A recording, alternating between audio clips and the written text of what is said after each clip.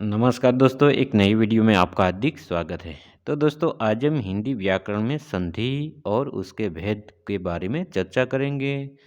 बहुत ही विस्तार पूर्वक हम उसके बारे में जानकारी हम देंगे कि संधि क्या होती है, उनकी परिभाषा क्या होती है और संधि के भेद कितने होते हैं। तो दोस्तों, आपसे अनुरोध है कि शुरू से लेकर अंत तक इस वीडियो में जरूर बने रहिए।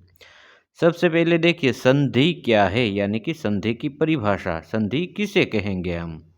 तो देखिए, दो वर्णों यानी कि अक्षरों के मिलने पर उनके उच्चारण में जो परिवर्तन होता है उसे संधि कहते हैं। अर्थात जब दो शब्द या वर्ण आपस में मिलते हैं तो उनमें जो ध्वनि परिवर्तन होता है वही संधि है। जैसे उदाहरण के तौर पर देखें, विद्या प्लस आलय यानी कि विद्यालय, यहाँ आ प्लस आ मिलकर आ हो गया, यह संधि है। तो देखिए, विद्या प्लस आलय यानी कि विद्यालय हो गया। दो अलग अलग शब्द बनाए, विद्या यानी कि ज्ञान का मंदिर और आलय यानी कि मंदिर। विद्या यानी कि ज्ञान और आलय यानी कि मंदिर। जो विद्या देता है, ज्ञान अर्जित होता हो जिसमें से उसे हम विद्यालय कहेंगे। तो यहाँ देखिए, आ प्लस आ विद्या, उसके बाद प्लस है और दोनों मिलकर क्या हो गया, आ हो गया। यह संधि है। तो उसके बाद संधि के मुख्य तीन भेद होते हैं। देखिए, पहली है स्वर संधि, व्यंजन संधि, तीसरा है विसर्ग संधि। तो कुल मिला के संधि के मुख्य तीन भेद होते हैं।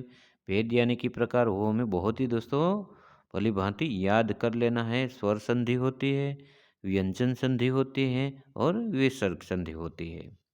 तो एक एक करके हम सभी संधि के बारे में विस्तार से चर्चा करने वाले हैं। स्वर संधि सबसे पहले, जब दो स्वरों के मेल से परिवर्तन होता है तो उसे स्वर संधि कहते हैं। जिस प्रकार स्वर संधि के 5 प्रकार होते हैं, तो पांचों प्रकार के बारे में हम जानेंगे। पहली है दीर्घ संधि।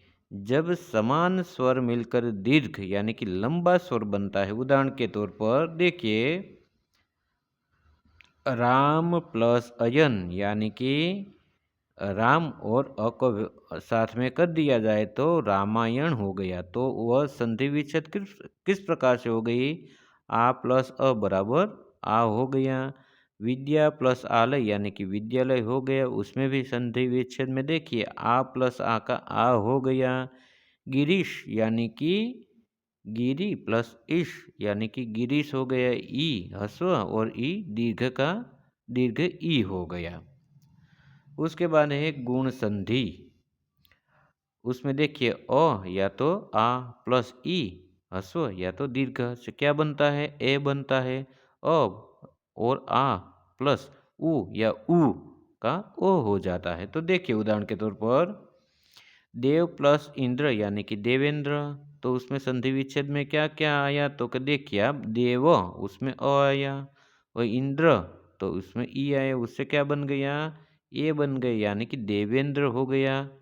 महा प्लस ऋषि यानी कि महर्षि हो गया। आ प्लस रू मिलकर और हो गया। राज प्लस उत्सव यानी कि राजोत्सव, उसमें अ प्लस उ यानी कि ओ हो गया उसका।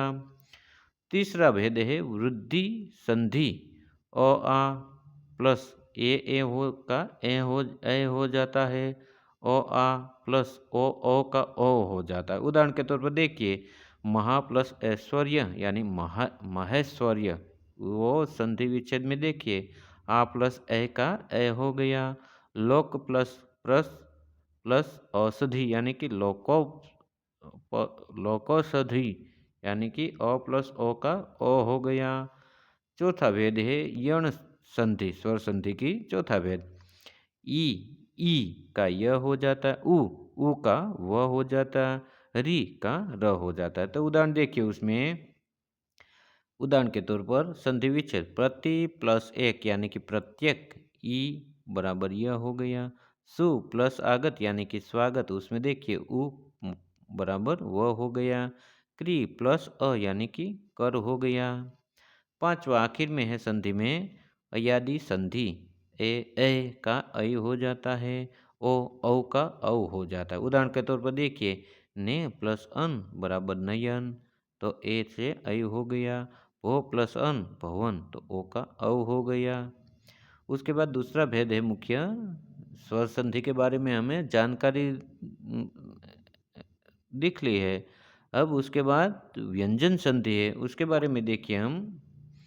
जब व्यंजनों के मेल से परिवर्तन होता है तो उसे व्यंजन कहते हैं। पहले में देखिए स्वर के मेल से जो परिवर्तन होता है उसके 5 भेद के बारे में हमने चर्चा की है।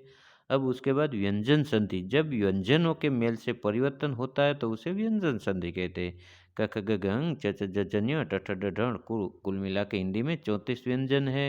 और स्वर कितने हैं? स्वर 13 है। अ आ इ ई उ ऊ ऋ ए ऐ ओ औ अम अः। तो व्यंजन के जब व्यंजनों के मेल से परिवर्तन होता है तो उसे व्यंजन संधि कहते हैं। उदाहरण के तौर पर देखिए कि सत प्लस जन यानी कि सज्जन हो गया, जगत प्लस गुरु यानी कि जगत गुरु हो गया, दिक प्लस गज यानी कि दिग्गज हो गया। यहाँ व्यंजन बदलकर नया रूप बना है। तीसरी है आखिर में विसर्ग संधि। जब विसर्ग यानी कि जो बिंदी पास में लगी होती है उसे विसर्ग कहते हैं, के बाद आने वाले वर्ण से परिवर्तन होता है तो उसे विसर्ग संधि कहते हैं। जब विसर्ग के बाद आने वाले वर्ण से परिवर्तन होता है, विसर्ग आता हो, उसके बाद कोई वर्ण आता हो और उसके बाद उसमें कुछ परिवर्तन आता हो तो उसे हम विसर्ग संधि कहते हैं। उदाहरण के तौर पर देखिए दुह प्लस ख यानी कि दुख हो गया। तो देखिए विसर्ग है, उसके बाद कोई शब्द ख आया तो उनका क्या हो गया? दुख। तो उसमें कुछ परिवर्तन आया तो नया शब्द बन गया दुख। दूसरा है मन प्लस हर यानी कि मनोहर। तो देखिए विसर्ग मन, उसमें न के पास ह है और उसके बाद एक शब्द है हर, तो कुल मिला के वह हो गया शब्द मनोहर। लोकः प्लस इति यानी कि लोकोक्ति। उसमें भी देखिए क के पास में क्या आया? ह आया और उसके बाद इति यानी कि लोकोक्ति हो गया। तो दोस्तों ये था आज का वीडियो। ये वीडियो आपको कैसा लगा? यदि आपको इस वीडियो अच्छा लगा तो वीडियो को एक लाइक कर देना, प्यारा सा कमेंट कर देना और अपने दोस्तों को भी ज़रूर ये वीडियो की लिंक शेयर करना ताकि वो भी इस वीडियो का लाभ ले सके। और हाँ दोस्तों, अभी तक आपने मेरी इस यूट्यूब चैनल को सब्सक्राइब नहीं किया है तो प्लीज़ एक बार सब्सक्राइब भी कर देना, क्योंकि दोस्तों मैं इस चैनल में कक्षा 5वीं से लेकर 12वीं के बच्चे हो चाहे कॉलेज के बच्चे हो, उनके लिए बहुत ही उपयोगी होने वाला है व्याकरण के रूप में। इसके अतिरिक्त जो जीपीएससी की क्लास 2 की एग्ज़ाम आती है, इसके अतिरिक्त वर्ग 3 की जो भी परीक्षाएँ आती है, उदाहरण के तौर पर टीचर बनने के लिए टेट है, टेट 1-2 है, टाट है, सेकेंडरी में है, हायर सेकेंडरी में है, पुलिस बनने के लिए जो परीक्षाएँ है, क्लर्क है, तलाटी है, वो सभी एग्ज़ाम के लिए बहुत ही ये वीडियो उपयोग में होने वाला है। तो दोस्तों आपसे अनुरोध है कि एक बार मेरी चैनल को सब्सक्राइब भी ज़रूर कर लेना। तो बाय बाय दोस्तों, मिलते हैं अगले वीडियो में। नमस्कार।